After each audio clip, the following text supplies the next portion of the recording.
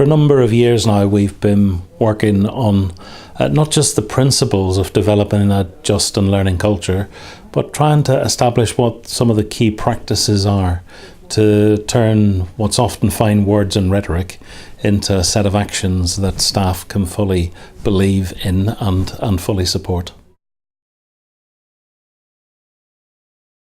I've thought quite hard about that question, and maybe one of the riders I'd put up right away is to say, I don't think we can change culture other than over a very long period of time.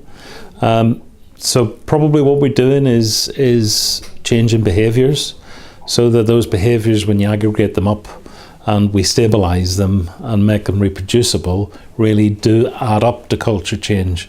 A number of years ago, we had 3 deaths on one of our units, which resulted in a real moment for the organisation beginning to think more profoundly about how we need to not react in a way that implies that there is blame for people involved, and instead think about standing back and ask more appropriate questions, not who is to blame, but what happened, how did it happen, how might we learn.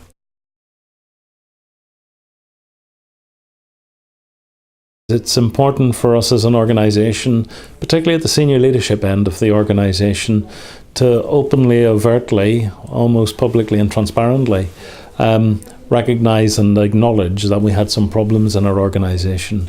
And in a way, the film is a story of how not just some very brave people came and told their stories about how the organisation had treated them, but as at least some of the senior leaders in the organisation, it was our moment, I think, to publicly recognise that we hadn't thought hard enough about how our staff might feel when something goes wrong. And our instinctive relationships as leaders and managers in that system is to try and control and contain, to define and describe in ways that satisfy our own personal lines of accountability. But I think the film tells a story of how in doing that we can as often as not meet harm with harm, rather than meet harm with compassion. We're probably completely at the point now as a unified board and senior leadership team where we wouldn't know how to go backwards in this respect if we wanted to revert. And we have across the organisation lots and lots of champions, and many of those are people who have previously been harmed by the systems and processes. So that in itself, I think, is an example of how we have begun the process of restoration across the organisation. We've seen big drops in the number of people been disciplined across the organisation with better outcomes for staff. We've seen aspects of our staff survey really improve, particularly those areas where people are willing to speak up, to, using the Toyota terminology, say we want to stop the production line today and have a think about what we're doing. The first thing I'd say is it's really important that the most senior leaders in an organisation embrace the approach and believe in it, that they've talked about it, that they understand the strengths and weaknesses of the approach, the opportunities and threats, all of those sorts of things that comes with it.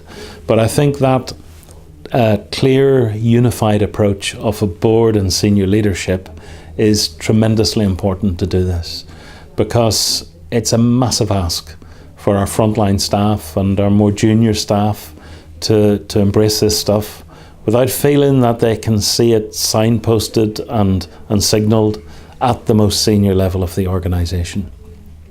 Secondly, I don't think you can buy it off the shelf. There's plenty of good advice out there, but it needs to be picked up by and talked about by champions. It needs to be picked up by people who will be opinion carriers in the organisation. It's, I think, difficult initially for people to believe in this. Scepticism is a tremendous enemy of a just and learning culture. So the sets of practices will actually be everything in terms of the delivery of the change that I'm pretty sure when you ask your staff in detail, it's actually what they want to see. I hope this has been helpful.